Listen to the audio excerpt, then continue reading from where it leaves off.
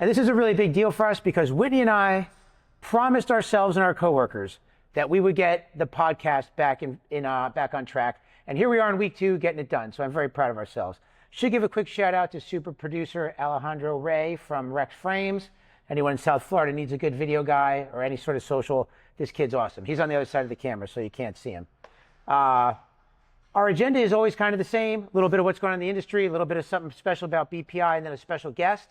Former employee, peptide science expert, legitimately solid national level competitor bodybuilder DT Roth is going to join us in a couple minutes.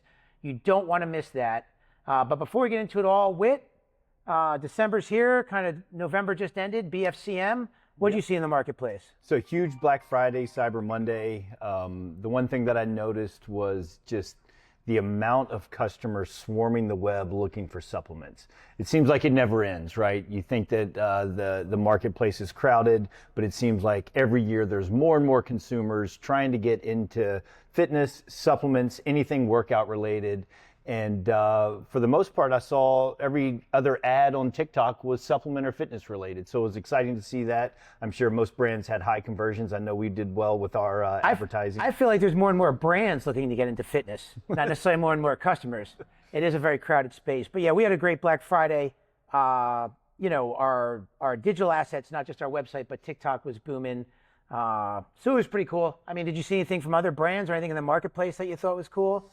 Nothing interesting, just a lot of ads out there. What did you buy on Black Friday? I know you bought something. I bought gifts for my wife, gifts for my son, nothing for me. It's true, but some cards, right? I did get some cards. I'm a card collector, so I did buy some cards. Yeah, for those that don't know, we could do a whole episode on Whitney's card collecting.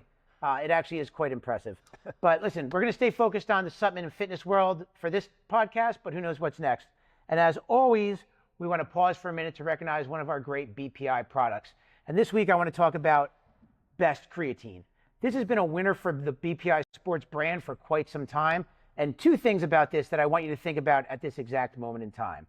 Number 1, Best Creatine is differentiated from other creatines because it's a blend of 6 different creatine sources. Is one better than the other? Frankly, I don't know. But I also don't give a shit because they're all in there. That's the beauty of Best Creatine. Everything you've heard about creatine is combined into one product with a full efficacious dose of the creatine that's going to make you stronger.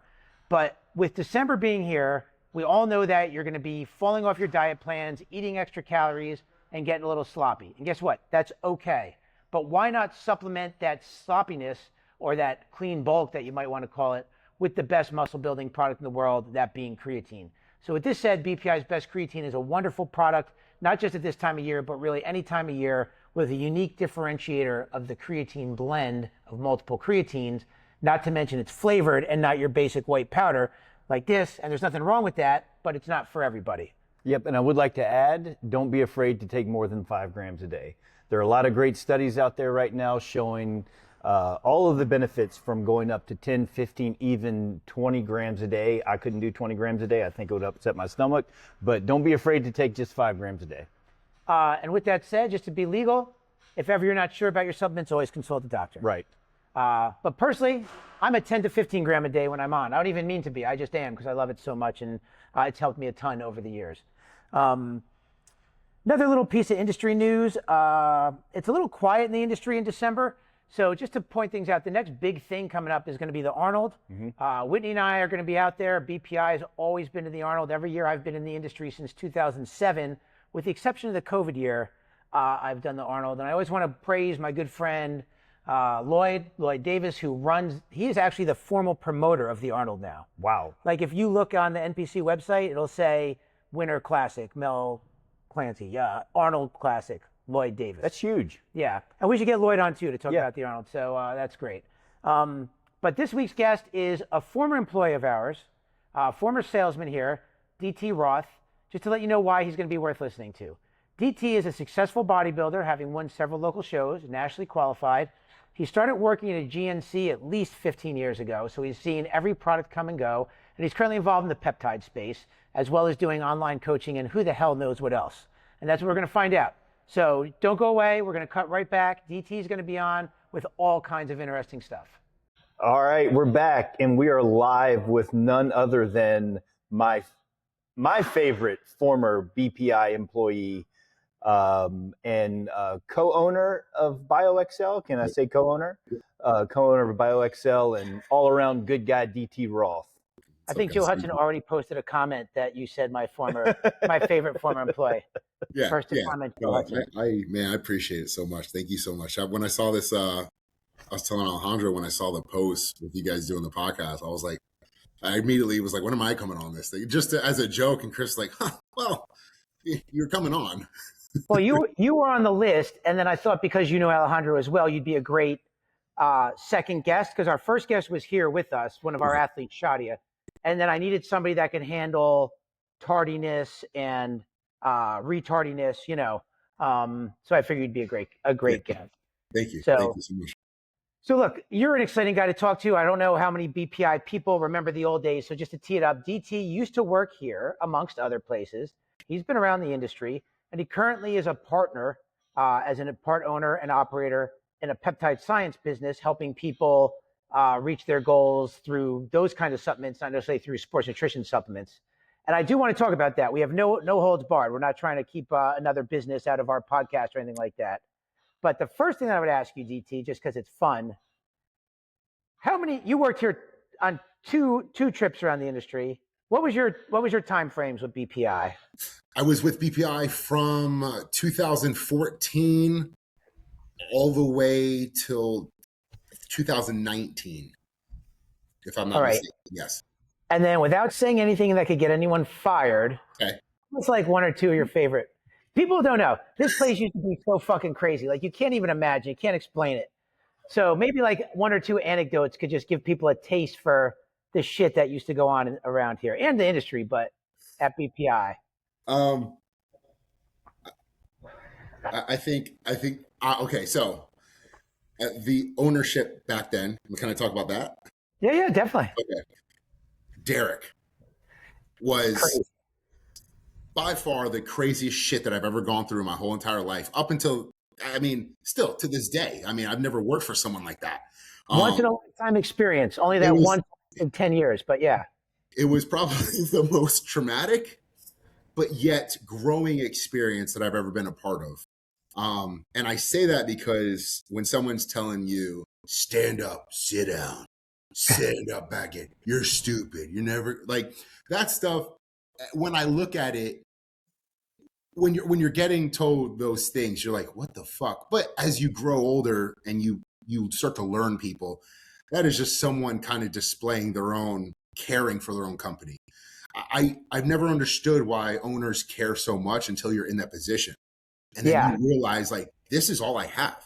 If this doesn't work, what else do we do? So, needless to say, the who we used to work for. And honestly, I truly miss, and there's a lot of stuff, but like, I truly miss the brotherhood of what we had. I've never worked for a company since BPI that had that close-knit caring. Whether we went to the trade shows, whether it was in-house, whether we went to lunch, it was just those small details, getting coffee in the morning and then starting our day. We used to sit in the lunchroom. Those small details, that's what I miss. I know that's not like crazy stories, but like that's truly what I personally, us going to the place off University for the chicken place that we used to go by. Yes. Us going to the fucking terrible pub. God damn. Like, so one memory I have, like, obviously there's this legendary one where you had the bad sneakers and you were told you're not allowed to wear them anymore. Yes. But another memory that just sums up BPI in those days, you and Raf were both, bodybuilders prepping for a show, and we're at your desks having your chicken and rice. And for some reason, it got under his skin, and he banned people from eating during the day. Like, you weren't allowed to eat at BPI. Yeah. It was just like, that was the rule. Yeah, it was a very interesting moment in my upcoming within bodybuilding that someone told me that a gallon of water might be too much water for me. Why are you drinking so much? Like, I don't know what it was about me. Well, I do know, but like every time I was in the hallways, this guy was there. And I was like, why do I have to, like, I just have to take a piss. Zero breathing, I know. And it's like, one of the things that comes to my mind, swear to God, I'm sitting at the desk, closest to your office on the right, where Ralph's old desk used to be. I know I transferred over there. And like, it's fucking like 9 o'clock. What the fuck is going on back here? What have you sold? Dude, I don't, nothing, you know? And look at the board. You're a 0. That's all you're ever going to be. I'm like, what the fuck, man? You know? And the best part was, and I'll leave it on this. We used to sit back there and like, we're all like, ha, ha, ha, ha, ha.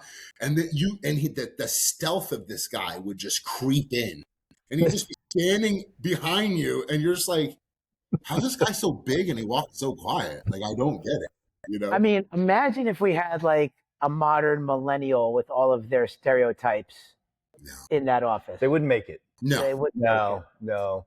DT, how old were you when you started with us? I mean, you were young. I was 24. Yeah, you were young. So that was. And we knew you for a year or two before that from your GNC days. Yes, we had the Cutler tour. Well, I don't think it was. I think it was BPI then with the blocks and all those products. We had the bus tour. Jess was driving the bus. You guys showed up in West Palm. We had the Big J event. James was that the guys? Your franchise owner? James Hans. Yeah, James. Yeah. Yep. Yeah. Names from the past. Yeah. So it's just crazy. I mean, it's really weird how in life just decisions can start and stop you from going throughout your future. And I say that as that, like, if I never left GNC to come with you guys, I would never be here where I'm at currently today. And it's just weird how life is. Once you start looking back, is that the right decision, not the wrong decision? No decision that you make is right or wrong. It's the decision, you know? And it's life trajectory. Yes, correct. I will say I do miss those old days where we had all the outside reps would come to town, whether it was for Christmas or just bringing everybody to town, and we'd all go out to eat. We'd all work out together in the gym. Everywhere we went, people were looking at us. They're like, what the hell are you people? Yeah. I guess most people don't realize. I mean, we had a massive team. I mean, at one point we had... Just sales alone was 30 people. Yeah, 30-some guys, and they would come in and we would all hang out. It was a lot of fun. Remember that time they fucked up Derek's food at the Lincoln Diner and all of us got up and walked out mid-dinner on 30 meals? Yes. I cannot believe... I mean, this is the stuff that I want to reminisce, you know. And Matt Coleman went back and grabbed like a pancake and just walked out the door with a pancake in his hand. It's like, fuck it, we're out of here. People are like, really? Yeah, and everybody just dropped their food and we left 30 meals on the table. Like, if you did not leave, I remember Raleigh was mad because he was eating. He's like, oh, what the fuck, we're leaving? It's like, dude, if you don't leave, you're not going to have a job. Like, you got to go. I just picture literally the kid picked up a pancake and walked out like eating on a pancake. It was like, yeah, I'm still hungry. Here we go. Hey, and the best part about that whole experience is we continue to go to lunch there all the way until we moved to this office. So Derek, I mean, we just continued to go, and everybody was cool with it. Water under the bridge, man. I think one of the things that do stick out to me was one of the Arnold's. It was the Best Bar launch. And we had Cutler stacked with the Best Bar. I think we're doing all of that. And I remember when you guys like left and cause Derek's like, fucking let's go, you know, like, you know how let's go. And you're like, oh, okay. Yeah. And I remember us having to pack up the booth, pack the Best Bars, pack all this shit, and then catch the flight. And we're trying to figure it all out. And we're like, dude, we don't know at this point if we're even going to make it home. And I think that's when Bo sliced his hand open. Yes. And he had to go to some sketchy hospital. He's like, hey, guys, look at the room I'm in. I'm like, I've seen that room in Saw. And I don't know if this is a good idea. You know? Hey, he just left me at the Arnold one year. We were on a private plane, and he just took the plane back. And I was just still in Ohio. And that was the end of that story. I was there till Wednesday, I think. Now, speaking of that, that particular Arnold, were you in the group that was flying in later that was potentially going to have to drive because all of the snow and we were going to rent a van and it was a whole disaster? So, were you in that group? Or it's too dangerous to fly, so the only logical decision is drive through the snowstorm. Got to drive. So it's me, Ralph, Donnie, Manny, Abe, Eddie. It was fucking all of us. Yeah. Yeah, it's like all of us. We had Connecting to Baltimore. yes, we went into Baltimore and we had some girls with us too. I don't know who they were. I think Cammy, Kim. Oh yeah, that girl. You know She was a how good. yeah. So it was her. So they start drinking. They're like, oh, let's get a couple of drinks, and then of course we're like, wow, we're not going to miss. Like we're not going to take off. And Derek's like, you fucking get here. Oh, okay. Like how are we all new? Ralph's the only one that's drove in the fucking snow, right? Hey, everyone's from Florida. That's funny. Yeah. I didn't even think of that. Yeah. And we're like, I don't know. Like, and Ralph's like, I can do it. We're like, dude, you've been drinking. Like, what the fuck you mean? You like, how are we going to get here? Get in a van and fucking get here. Wow. I think Mark's fucking hiking on the side of a mountain with a U-Haul, right? Yes. Trucking along. Mark was bringing samples from Wisconsin down in a trailer, trailering on his car. Oh, we had fun. Oh, you can't make this shit. Yeah. Dude, I don't think anyone even gets it. So it's too hard to explain. Oh man. Hey, we should actually have like DT on for an anecdote, like the DT moment, like a funny BPI story every podcast. Every podcast, bring him on. Well, DT used to do the funny part of the podcast because he used to do What the F. I mean, that was great. Remember those? Oh yeah. DT and Andrea. Yep. I do want to say this, and like I wish I can. Yeah, I know I can contact James and Derek and just say thank you. I know I could if I really try hard enough. It was also you guys too, and it's like I don't think you guys understand what type of impact you had on my life at that moment until now. I mean, you guys gave me a shot to do something really fucking dumb, to express myself in a way that I don't even think I knew I could on camera, and to where it's led up today with social media and all this stuff, and even has helped me out through when I left BP. Well, I didn't leave BPI. I was retarded. I did something stupid, and I was nicely let go from BPI a few months later. I honestly can't remember. I can't even remember. Honestly, don't remember how that happened either. So no, it's fine. It's fine. Yeah, I put in my 2 weeks. I was getting hired from an HRT clinic. A clinic wanted to hire me. Oh, that's right. Yes. Yeah. And it didn't fall through, and being, I don't know, naive, or I was like, oh, I just won't go now. And it's like, well, dude, you already shot yourself in the foot. You don't get to. Yeah, you don't get to. Yeah. So you guys kept around for a bit. Well, everything you guys just said is a really good segue to where I want to get to with the podcast, and just in the interest of time. So when we met you, DT, you were a very young kid, literally working the cash register at a GNC. But you were awesome. You were cool. Everybody liked you. And you knew the supplement industry and you could sell. You came to BPI. You went through the ringer just like all of us. And since you've left, you've had good moves and bad moves. And in my opinion, speaking as kind of like big brotherly, you've landed in a great place. And I'm actually very impressed. And I want to compliment you like as a friend. You've done a great job managing your career.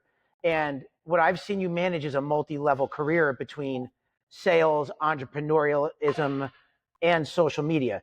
And I'm going to, this is supposed to be a compliment, but it's going to sound, a little, but there was a while you were really working hard on social and your socials weren't growing. You were just some other muscle guy doing silly shit, but you stuck with it. And now your social is really quite impressive and you've leveraged that for your business. So the question I want to ask with all this is, how do you, and the mic will be all yours, how do you sum up the journey of building a fitness career? Because I think so many people, if they knew what you've done or see you, they would say, I'd love to have that career. Like one of our athletes was just here watching Gio. He just walked out. But like, I know if you could write a 5-step guide to owning a peptide business, he would buy it in a second and try to study it. Like, what is the path, the internal motivation, the end vision that gets you from a kid at a GNC store through the supplement space and into entrepreneurialism and honestly into success? Like, what were some of the driving factors, hindering factors, high points, low points along the way? Tell us. So I think bodybuilding gave me this thing that I never thought I could be. I was always a fat kid growing up. I was always getting made fun of, and I never thought I was ever going to be worth enough. And I thought bodybuilding would help me understand that, and I could achieve it with bodybuilding. So that's why I pursued bodybuilding so hard, because I wanted to be somebody. I wanted to be something. And as you go along with it, you start to learn certain things, and you start to become who you are. You'll never be the Jay Cutlers of the world, because you're just not them. So you have to understand who you are, and you have to be okay with being you. I think getting into how to grow your social media and how to become who you are is giving something that people will buy. And what I mean by that is not a product, that they're buying you. No matter what you're selling, it's buying you. And you have to have a niche. You have to have this special thing. Listen, there's thousands, of course, we know thousands of people that are in shape.